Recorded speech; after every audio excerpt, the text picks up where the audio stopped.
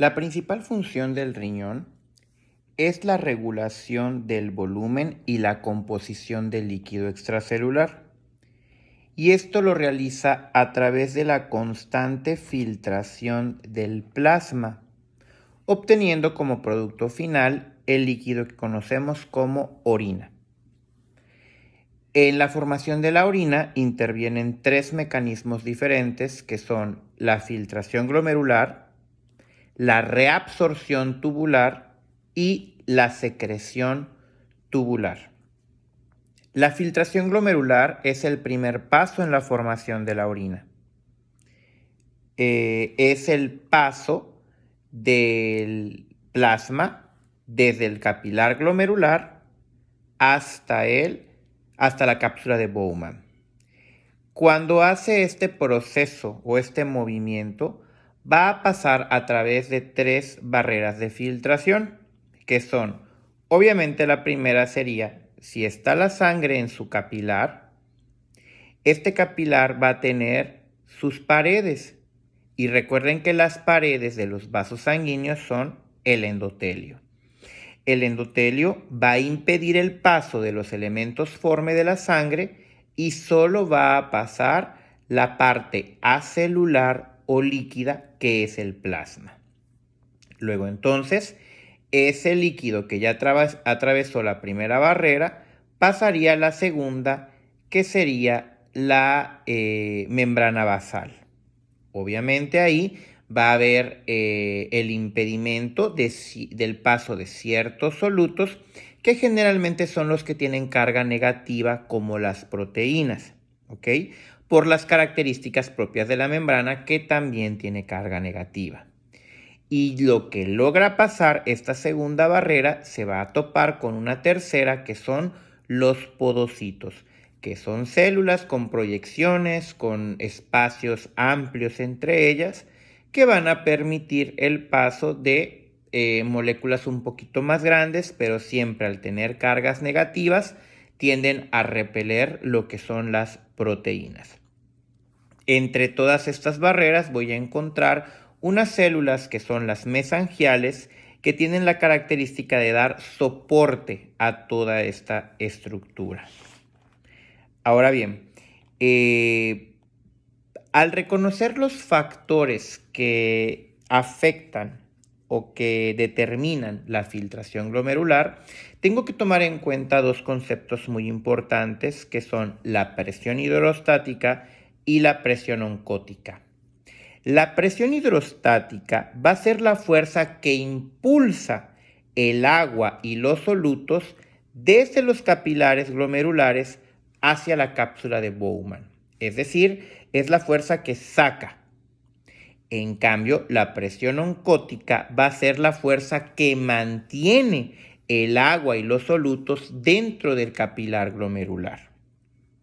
Ahora bien, existe un concepto de vital importancia que es la tasa de filtración glomerular. Este va a ser el volumen filtrado desde los capilares glomerulares hacia la cápsula de Bowman por unidad de tiempo. Y este valor en un adulto sano promedio es de aproximadamente 180 litros al día, que ustedes en la práctica diaria se van a topar más con el valor de 125 mililitros por minuto. Para que se den una idea de la particularidad de esta tasa de filtración en el riñón, en cualquier otro órgano, el valor estimado de esta tasa de filtración es de 4 a 20 litros. Es decir, para que la tasa de filtración fuera del valor que les acabo de decir en el riñón, quiere decir que el plasma tiene que pasar alrededor de 60 veces en un día por el riñón. Esto es lo que le confiere al riñón la particularidad de poder excretar gran cantidad de sustancias de desecho.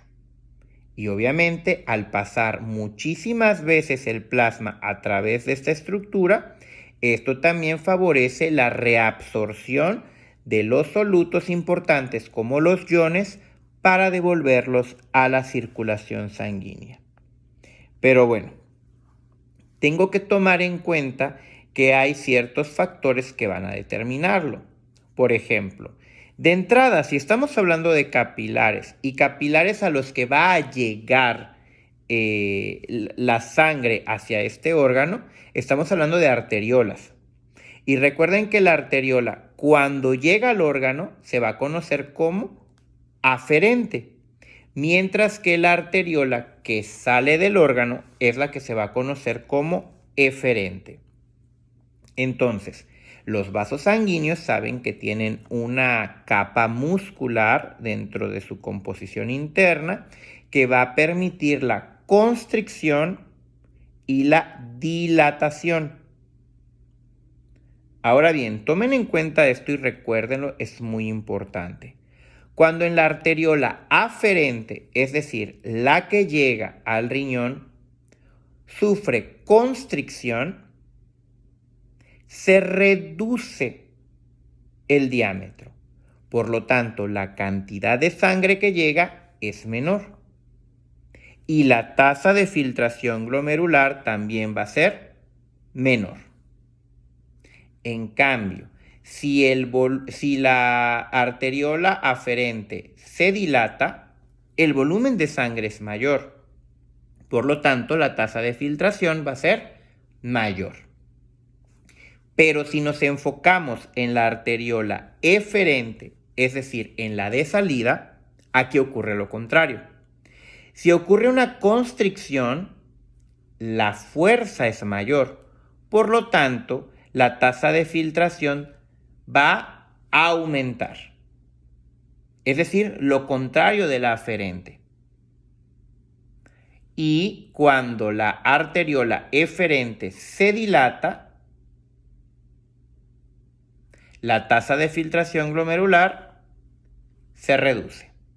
¿Ok? Hay que tomar siempre en cuenta esta particularidad. Ahora bien, existe un mecanismo que se conoce como autorregulación del flujo sanguíneo renal, pero esto sucede también en otros órganos. ¿Para qué sirve esto? Cuando vimos fisiología del aparato cardiovascular, estudiamos que durante todo el día la presión arterial sistémica sufre ciertas variaciones. Entonces, los órganos, para no comprometerse ante estas variaciones y no sufrir cambios tan drásticos en su flujo sanguíneo, se regulan.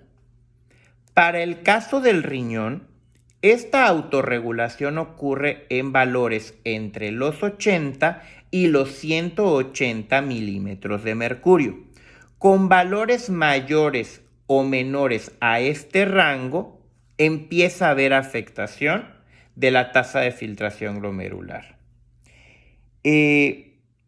Esta autorregulación renal se va a dar por dos mecanismos principales, que son el miogénico, de mio músculo, genos, génesis, origen, y la retroalimentación túbulo glomerular, que vendría a ser la asociación entre el glomérulo y el túbulo renal. Recordando que el túbulo renal está formado por las porciones que ya estudiamos de la nefrona, que son el túbulo contorneado proximal, la rama descendente del asa de Henle, la rama ascendente del asa de Henle, el túbulo contorneado distal y el túbulo colector. ¿Ok? Bueno, el mecanismo miogénico, que es el primero de este control de la autorregulación renal, este se produce cuando el músculo liso de la pared de los vasos, que es lo que les venía explicando, responde ante los cambios de la presión arterial. Recuerden, existen ciertos receptores, cierta comunicación. La presión arterial, cuando varía, va a tener cierto impacto sobre las paredes de los capilares. Entonces, las variaciones en su diámetro, es decir, la dilatación o la constricción, es este mecanismo miogénico. Ante aumentos o disminuciones de la presión van a haber variaciones en el diámetro de los capilares, específicamente de la arteriola aferente, que es la de llegada al riñón. En cuanto al mecanismo de retroalimentación túbulo-glomerular, estos van a detectar principalmente los cambios en la concentración de cloruro de sodio. Esto específicamente a nivel del túbulo distal. ¿Qué quiere decir esto, jóvenes? Cuando hay variaciones en la presión arterial, obviamente el flujo de sangre va a variar. ¿Qué quiere decir? Si yo recibo una mayor presión en el capilar glomerular, esto va a condicionar a que aumente la tasa de filtración glomerular. ¿Por qué? Porque al aumentar la presión, hay mayor fuerza, hay mayor cantidad de sangre. Por lo tanto, se va a filtrar mayor cantidad de sangre por el riñón. Esto quiere decir que al haber más sangre, va a haber mayor cantidad de agua y mayor cantidad de cloruro de sodio. Por eso entonces esto es lo que me va a condicionar al haber este aumento, que se activen ciertas sustancias vasoconstrictoras, como es, por ejemplo, la adenosina. Estas sustancias vasoconstrictoras lo que van a hacer, pues como su nombre lo dice, es aumentar la resistencia vascular. Al aumentar la resistencia vascular, voy a disminuir la presión del capilar. Porque recuerden, todo esto lo activó un aumento de la presión del capilar glomerular. Aumenta la tasa, aumenta la cantidad de sodio, aumenta la cantidad de agua. Entonces, esto va a hacer que voy a producir una sustancia vasoconstrictora que se cree que es la adenosina, y esto va a hacer que la presión del capilar glomerular se reduzca la tasa y se reduzca, obviamente, primero el flujo sanguíneo renal. Y de esta manera estoy controlando este funcionamiento renal ante variaciones en la presión, porque la presión del capilar glomerular aumentó seguramente por una variación en la presión arterial sistémica. Ahora bien, llegamos a ver en el módulo de anatomía que cuando hay una caída de la presión arterial, estamos hablando de un paciente que se desvanece, que tiene menos de 80-60 de presión arterial, se va a activar el sistema renina-angiotensina. Es decir, cae la presión, se produce renina, la renina va a convertir el angiotensinógeno en angiotensina 1. Y a su vez la angiotensina 1 se va a transformar en angiotensina 2. Esto a través de la enzima convertidora de angiotensina. Y esto va a tener su efecto en un aumento en la presión arterial. ¿Okay? Al haber el angiotensina 2 es el principal efector del sistema renina-angiotensina. Y esto va a hacer que el círculo permanezca y se esté apoyando, porque va a contraer la angiotensina 2 la arteriola eferente, ¿sí? Y al contraer a la arteriola eferente, sabemos que va a ocasionar un aumento de la tasa de filtración glomerular, y esto va a hacer que la presión arterial se mantenga, ¿ok? Tanto local como sistémica. Entonces, no olviden esta asociación entre la presión arterial sistémica y el flujo sanguíneo local del riñón. Ahora bien, el segundo mecanismo por el cual se va a producir la orina, vimos que es el transporte tubular, ¿sí? Y la finalidad de este transporte tubular va a ser precisamente la modificación del líquido filtrado. Aquí ya se está formando orina. Entonces, este juego entre lo que se reabsorbe para regresar a la circulación y lo que secreto para que se vaya por la orina es precisamente lo que me va a dar las características de la orina y ocurren en el túbulo renal. Entonces, recordemos que el hecho de hablar de cosas, que en este caso estamos hablando seguramente de iones, que entran y salen a través de las membranas de los túbulos renales, se va a dar por dos tipos de transporte. El transporte activo, que es el que requiere energía en forma de ATP, el que va en contra de un gradiente, y el transporte pasivo. Recordando que el transporte pasivo es el que no requiere energía y va a favor de un gradiente de concentración. Para efectos de la fisiología renal, el transporte pasivo es el que se da en las uniones entre las células, ¿sí? Ocurre entre los espacios celulares y se conoce como vía paracelular, es decir, que se encuentra a los lados de las células. En cambio, el transporte activo, que siempre está caracterizado por las bombas de los iones, es el que se da por vía transcelular, es decir, a través de la célula. Ocurre atravesando la membrana celular.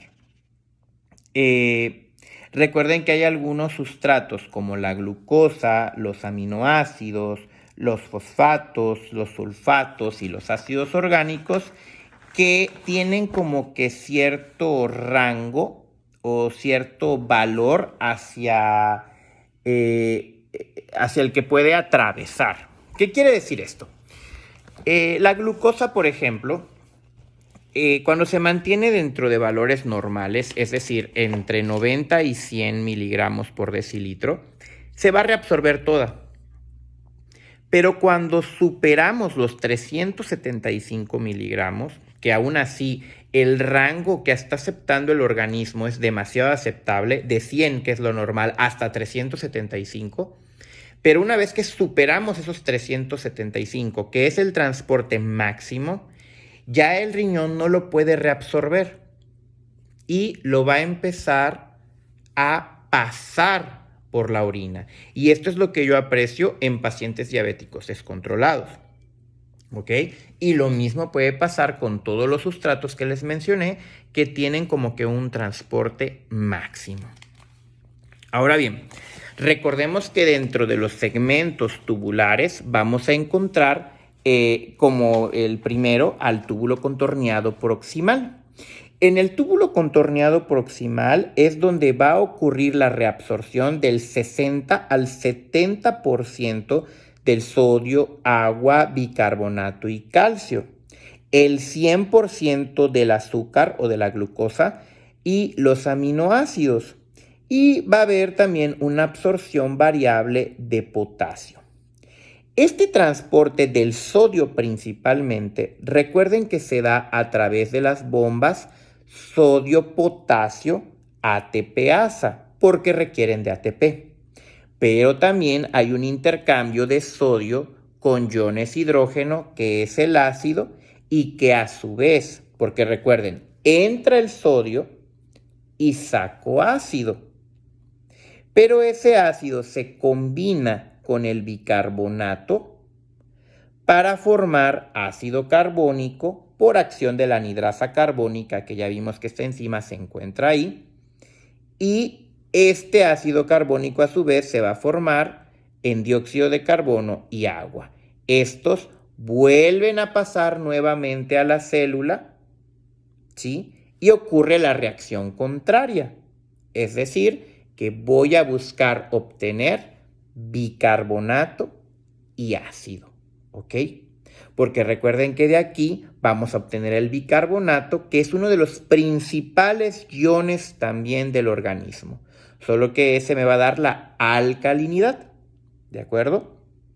Entonces tomen en cuenta que este paso del sodio es muy importante. Entra el sodio, lo reabsorbo, pero saco ácido. Pero al sacar este ácido es porque yo pretendo meter bicarbonato indirectamente. Pero también el sodio, recuerden que se va a intercambiar por iones potasio. Meto sodio, pero pierdo potasio. Y esto obviamente cuando existen alteraciones en los niveles de potasio puede servir bastante. Pero aquí este transporte es transcelular porque ambos requieren de una bomba de iones. Es decir, necesito consumo de ATP. Ahora bien, recuerden que en el túbulo contorneado proximal también va a haber reabsorción del 50% de la urea. ¿Ok? Vamos a ver que la urea es un metabolito que se conoce como azoado. Sus niveles nos van a hablar sobre el funcionamiento renal, pero pues hasta ahorita lo importante es saber que la mitad de la urea que se produce se reabsorbe en el túbulo contorneado proximal. De igual manera, se reabsorbe entre el 40 y el 60% del potasio filtrado.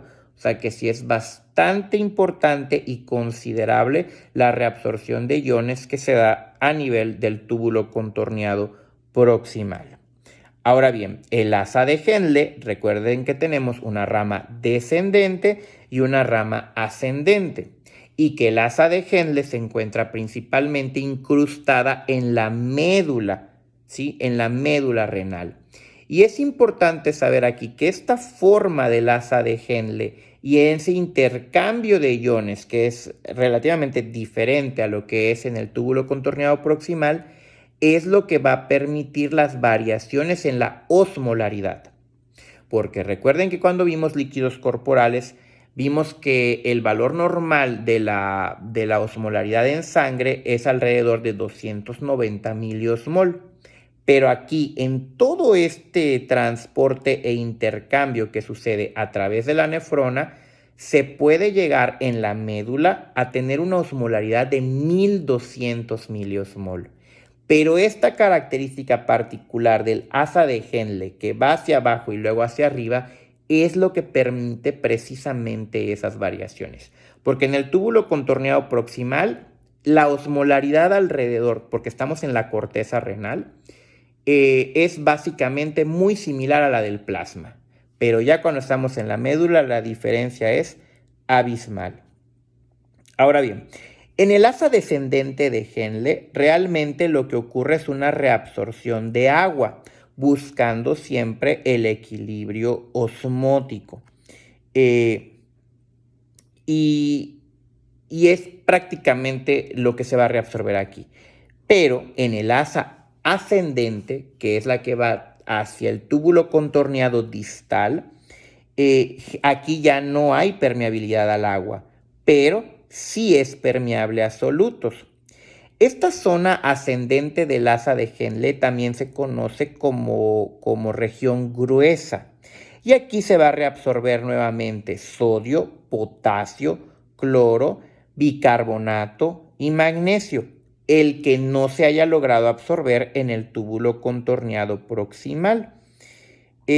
Acá van a haber cotransportadores. ¿Qué quiere decir eso? Que voy a intercambiar sodio por potasio, pero aquí también va a haber intercambio de cloro y siempre voy a requerir de ATP. El magnesio generalmente va de la mano también con la reabsorción de calcio. Y, pues sí es muy importante que todo esto quede muy claro porque también existe reabsorción de bicarbonato. Este en el segmento grueso del asa de Henle, ¿ok? De ahí tenemos el túbulo contorneado distal, que este segmento también es impermeable al agua y su función principal es reabsorber nuevamente sodio, cloro y calcio.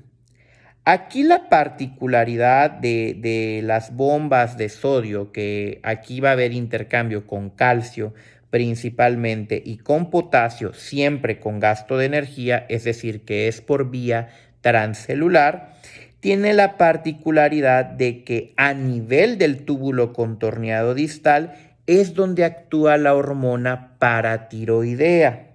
Y recuerden que la hormona paratiroidea lo que busca es el equilibrio en el metabolismo del calcio.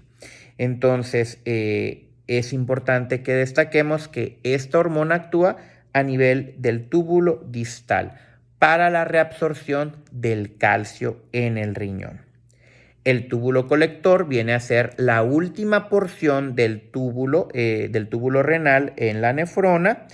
Y aquí voy a encontrar tres secciones, que son la cortical, la medular y la papilar. En la región cortical va a ocurrir principalmente la reabsorción de sodio nuevamente, la secreción de potasio, es decir, aquí voy a sacar potasio hacia la orina, y la secreción de ácido. Entonces, el túbulo colector va a ser responsable principalmente de la acidez de la orina. Entonces, acá tiene la particularidad de que este transporte en el túbulo colector están controlados por la hormona aldosterona, ¿sí? Que realmente lo que hace es aumentar los canales de sodio y de potasio para que pueda actuar la bomba ATPasa, ¿ok? También existe la bomba ATPasa de iones hidrógeno, por lo tanto también va a haber un intercambio de ácido. Entonces, ocurre también cierto transporte del bicarbonato fuera de la célula, ¿sí? Porque recuerden que el bicarbonato tiende a unirse con el hidrógeno para formar ácido carbónico y luego dióxido de carbono y agua. Y el dióxido de carbono y agua pueden pasar con libertad a través de la célula y ya dentro de la célula volver a transformarse en bicarbonato y en ácido, ¿ok? Generalmente el movimiento de sodio también se acompaña con el cloro para formar un equilibrio eléctrico, porque hasta ahorita venimos hablando de equilibrio osmótico, pero recuerden que también este intercambio de iones tiene que buscar el equilibrio también en las cargas de los mismos. Entonces, por ello, el sodio y el cloro tienden a intercambiarse también por esta pérdida y ganancia de cargas positivas y negativas. Recordando que el sodio es positivo y el cloro es negativo. Ahora bien, el transporte ya de las porciones más finales del túbulo colector está controlado por la hormona antidiurética, ¿sí? En esta parte, pues ya cuando no está presente esta hormona, va a haber impermeabilidad al agua. ¿Qué quiere decir esto? Pues su nombre, como lo dice, hormona antidiurética, pues va a impedir que perdamos agua. Entonces, cuando no hay secreción de la hormona antidiurética, no vamos a reabsorber el agua y por lo tanto vamos a eliminar una orina muy diluida. En cambio, cuando hay hormona antidiurética, va a aumentar la permeabilidad del agua y pues nuestra orina pues va a ser más concentrada. Entonces, recordemos que la cantidad de solutos reabsorbidos en los segmentos tubulares están controlados por el balance glomérulo-tubular y por factores humorales que afectan principalmente al sodio, ¿ok? Y estos factores humorales, recuerden que cuando hablamos de factores humorales nos referimos a hormonas. Y aquí ya estamos hablando de lo que es la aldosterona y la hormona antidiurética. Muy bien. Entonces, esto nos lleva también a un término muy importante que es el aclaramiento renal, entendiéndolo como el volumen del plasma que por la acción del riñón queda libre de una sustancia en unidad de tiempo. Es decir, es como que qué tanto limpia el riñón la sangre de determinada sustancia. Y acá sí es muy importante que tomemos en cuenta que en la práctica clínica lo que utilizamos normalmente para medir el aclaramiento es la depuración de creatinina en orina de 24 horas. Este estudio de laboratorio ustedes lo van a ver muchísimo en sus servicios de medicina interna, de nefrología, que lo vamos a considerar como un índice de la tasa de filtración glomerular. Recordemos que la creatinina es una sustancia que procede del metabolismo muscular, es como los conocemos como vasoado. Entonces, este parámetro nos sirve para medir el funcionamiento renal, ¿ok? En cuanto a la regulación de la osmolaridad del líquido extracelular, aquí habría que retomar también los temas que vimos en la unidad 1, pero siempre va de la mano con la fisiología renal. Recuerden que el organismo trata de mantener la osmolaridad de los líquidos corporales entre los 290 miliosmol, ¿ok? Y esto lo hace a través de la formación de una orina concentrada, excretándola, o bien a través del mecanismo de la sed. En cuanto a los mecanismos de concentración y dilución de la orina, recuerden que el riñón va a generar esta orina, ya sea concentrada o diluida, a través de un mecanismo multiplicador de contracorriente.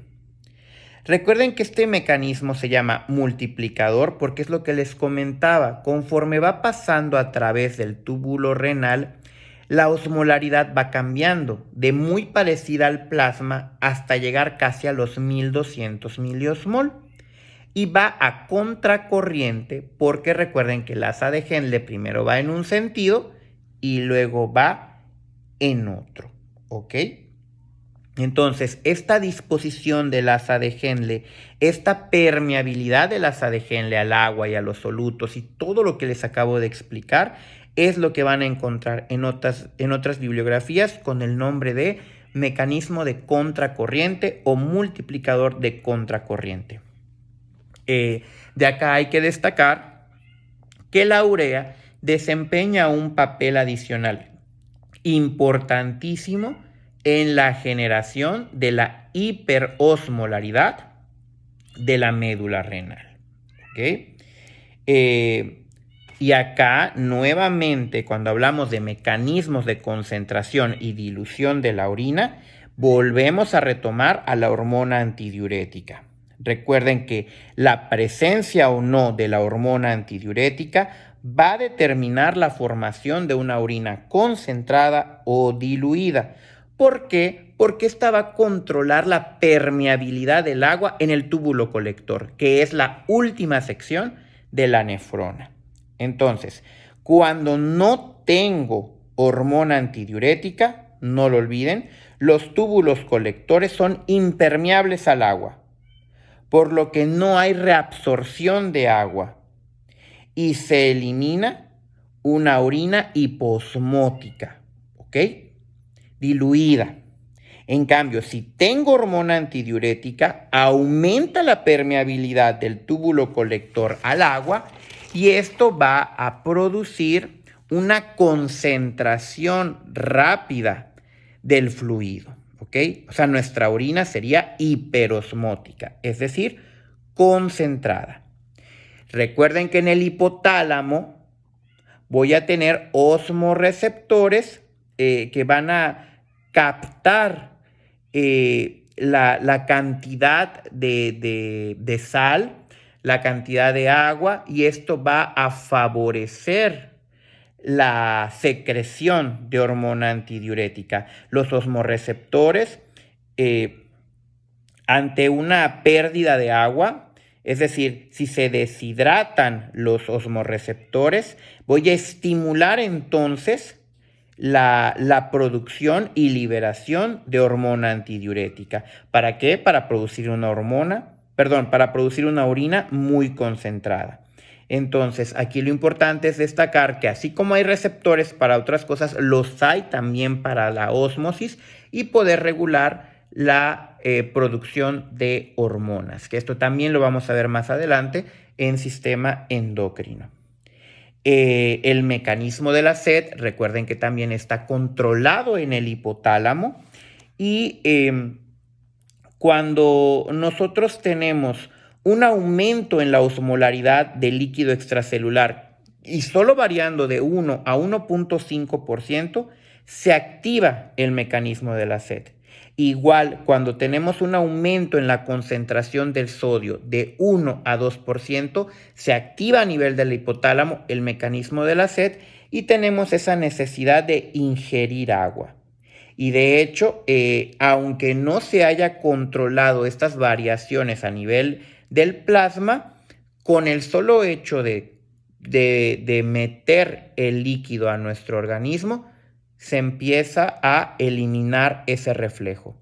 Porque además, al meter agua, el estómago se aumenta su volumen y esto avisa de que ya estamos consumiendo agua. Entonces, todo esto es una retroalimentación, aunque sí es importante saber que este tipo de mecanismo en 15 a 20 minutos desaparece ese alivio de la sed y podemos retomar esa necesidad de ingerir más líquidos. Entonces, el mecanismo de la sed y el de la hormona antidiurética van a tener un efecto combinado y compensatorio en la regulación de la osmolaridad del líquido extracelular. ¿Ok? Entonces, es muy interesante, es muy padre cuando empezamos a comprender toda este funcionamiento de la fisiología renal en concordancia con el sistema nervioso y endocrino. Ahora bien, recordemos igual que en la regulación del volumen del líquido extracelular, lo que va a intervenir o determinar importantemente es la concentración de sodio. ¿Por qué? Porque recuerden que es el ion extracelular más abundante, es el más activo que tenemos en la fisiología y por eso es importante conocer cuáles son los mecanismos que regulan esta concentración de sodio.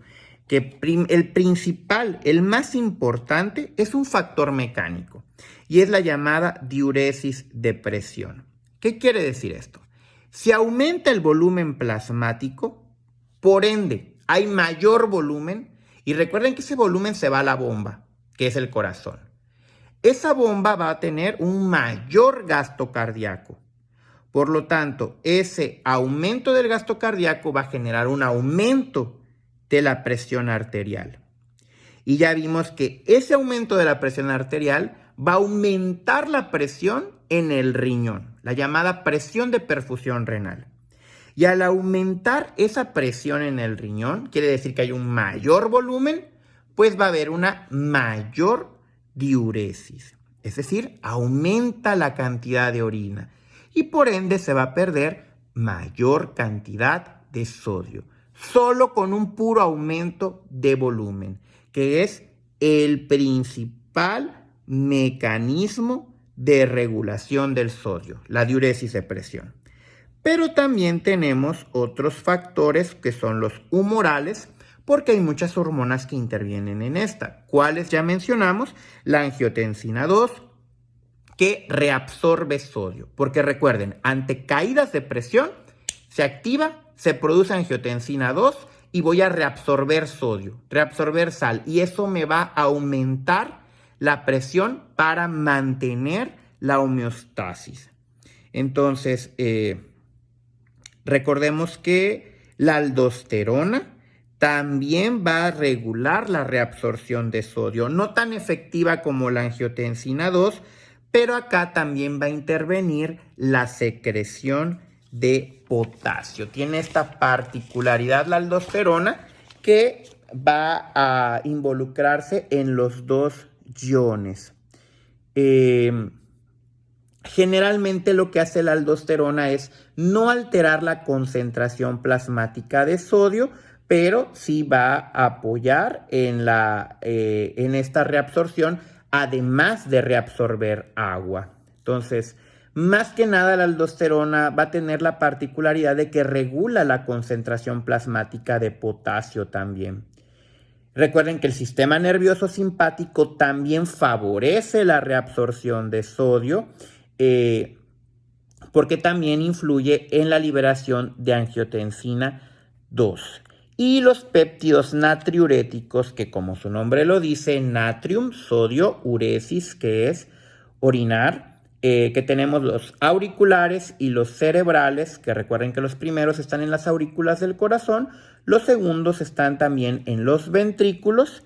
Estos van a disminuir, es decir, es lo contrario, disminuyen la reabsorción de sodio en el túbulo colector, es decir, en la porción distal de la nefrona, y esto pues al impedir la reabsorción de sodio se va a eliminar por la orina, ¿ok? Este es un efecto contrario a los otros factores humorales, ¿de acuerdo? Y por último, pues nada más es recordar la micción, que recuerden que son dos procesos que intervienen en ella. La micción como tal va a ser el efecto de eliminar la orina. Y aquí interviene el llenado de la vejiga, que recuerden que la vejiga se va a ir llenando y generalmente cuando alcanza un volumen de 400 mililitros, en ese momento tenemos la necesidad de orinar. Y también tenemos el reflejo de la micción, que esto obviamente son señales sensitivas en las que interviene el sistema nervioso. Ahí vamos a ver, ya lo habíamos visto antes en anatomía, el nervio pudendo, los nervios pélvicos, el nervio hipogástrico, etc. Pero aquí lo importante para recordar es que tenemos una parte voluntaria y una parte involuntaria. Entonces, acá eso es lo importante para destacar. Y bueno, pues las características de la orina. Recordando que la orina como tal podemos referirnos a ciertos términos como poliuria, cuando tenemos una orina mayor de 2 litros diarios, oliguria, cuando tenemos una orina menor a medio litro al día. Las características en el color de la orina la podemos encontrar parda, por ejemplo, cuando hay bilirrubina, hematuria, cuando la tenemos con presencia de sangre o que está roja.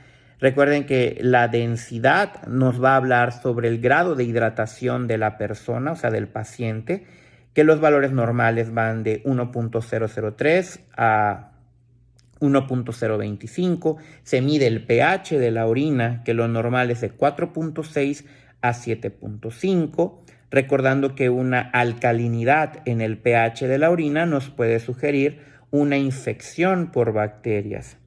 Además de los términos como glucosuria, que es la pérdida de azúcar por la orina, hematuria, que es la pérdida de sangre, que nos puede sugerir cálculos, la proteinuria, que es la presencia de proteínas, lo cual no es nada correcto y generalmente nos puede presentar en un paciente una orina espumosa, bacteriuria, que es cuando tenemos más de 10.000 bacterias por mililitro o 100.000 unidades formadoras de bacterias. Entonces, este video traten de utilizarlo junto con la lectura de su bibliografía, más las diferentes actividades y ejercicios de autoevaluación que hemos realizado. Hasta luego.